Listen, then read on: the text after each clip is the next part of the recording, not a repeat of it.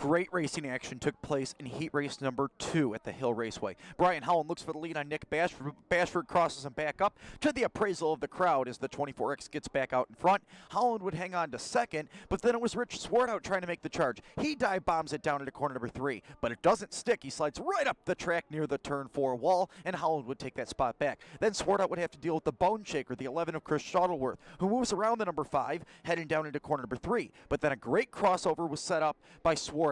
He uses his Kreiner Racing engine, number 5, to work down into the first and second corners to take that spot back for a little while, and then Chris Shuttleworth gets back around him with another slide job. How about one more slide job for good measures?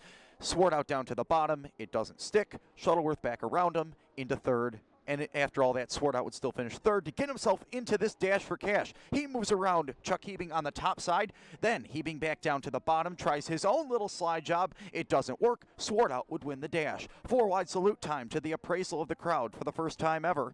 Full-size sprint cars at the Hill Raceway. Mike Stelter had the pole, but it was Chris Mulheisen who leads the field to the green flag from the outside of the front row and takes the early race lead as they would get wild and dicey from the first lap. Lap number 3 now. Brian Howland loses 5th to Chuck Hebing, who works it on the bottom. Then a lap 7 restart. Rich Swartout tries to go from 3rd to 1st. It doesn't stick, and he collects Mike Stelter, so that moves up Cobra into 2nd.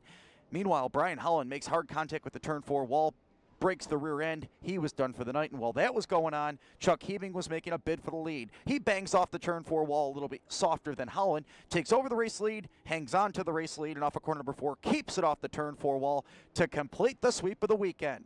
Coming home in 2nd was Chris Mulheisen. 3rd went to Brad Knabb. 4th was Jared Zimbardi. 5th was Don Adamczak. Great run for him, as well as 6th place finishing Gary Troutman, and 7th place Chris Shuttleworth. And as you can see, finishing 17th was Brian Howland.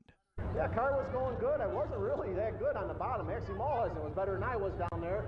It's just I was faster at this end on the top and got a run on him. But I seen him a bunch of times, and I just stayed with my groove. I bounced it off the wall trying to get by, but it worked out.